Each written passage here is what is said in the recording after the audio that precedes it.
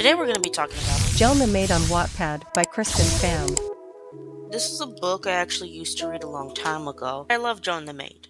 It actually sparked emotions in me that are positive. You can quite literally look up Joan the Maid Wattpad and find the book.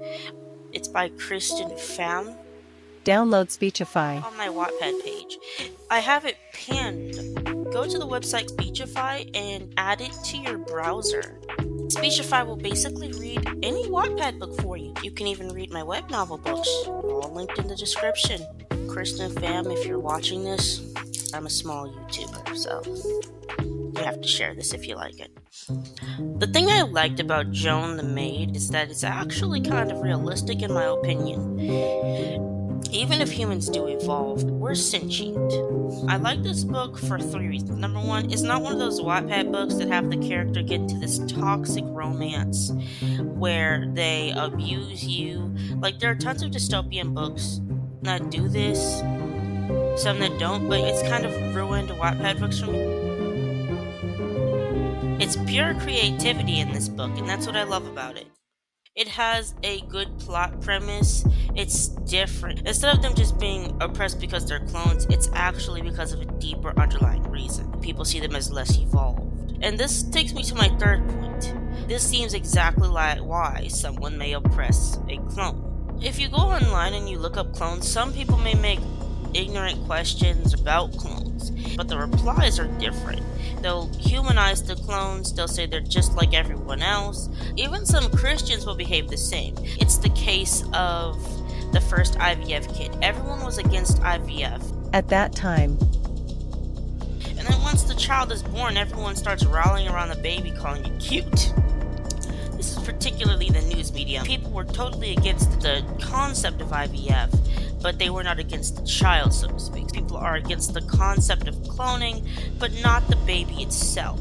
And this is why Joan of Arc's premise actually makes sense. They are oppressed because they're clones, but it's not just that. People have evolved, or at least they believe they have evolved, and they're much crueler. The reason they do this to the clones, the reason is not just because they objectify them as being created people. What they're actually going through is something deeper. The reason they don't like clones is because when you clone someone, they typically clone people who were from the past. They call them throwbacks because they were cloned from people who were not a part of the evolved version of humanity. The police have electronic whips for the police whip the clones. It's realistic because nowadays, modern day, people are not as against clones. They would need an extra incentive, and the idea that clones are less evolved. I can see crazy people and the government being able to turn you against them. I can see crazy people behaving negatively to clones. I can see them saying clones are much crueler, they're much crazier, they're more resistant, they're more hostile, acting real belligerent, and you compile that with the fact that they were a clone, they'll think, well, she's more animalistic because they think of her as not human, because she was cloned from an older sect of humanity. Also, the beliefs around evolution could have advanced to the point where they think just people from the days of Joan of Arc are just savages, when in reality, the evolved are getting worse than the less evolved. Joan, she was cloned from Joan of Arc. That's why they wanted her to be an actress in the story, because they couldn't think of any jobs for her. They did clone people and they would give them specific jobs. Joan is actually pretty lucky. Joan of Arc was technically a warrior, so they could have thought, what if we put Joan the Maid in war? Joan of Arc fought in wars. She could have gone through a lot where... this led me to a theory about the so-called evolution in the story. I noticed that the evolved humans were no different from the clones. I also noticed that they were much crueler than the people of today.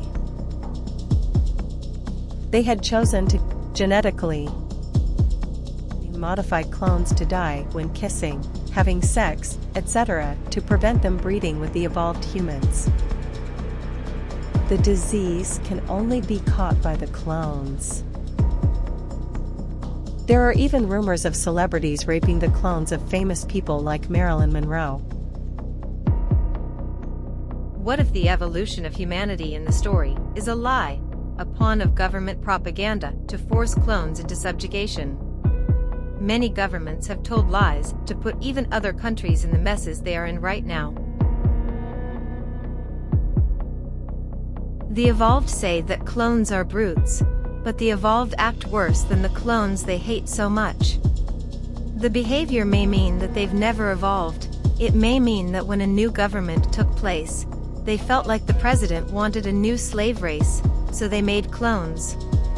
Still, with the protesting in the story, the government needed to create propaganda to turn humanity against clones. So, the government used evolution, genetic modification, and dehumanization to create a divide between the two groups of humans. Clones are humans too.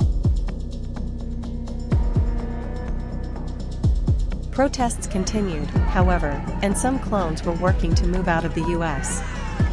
The police are there to further oppress them and force them into submission, however, by whipping the clones.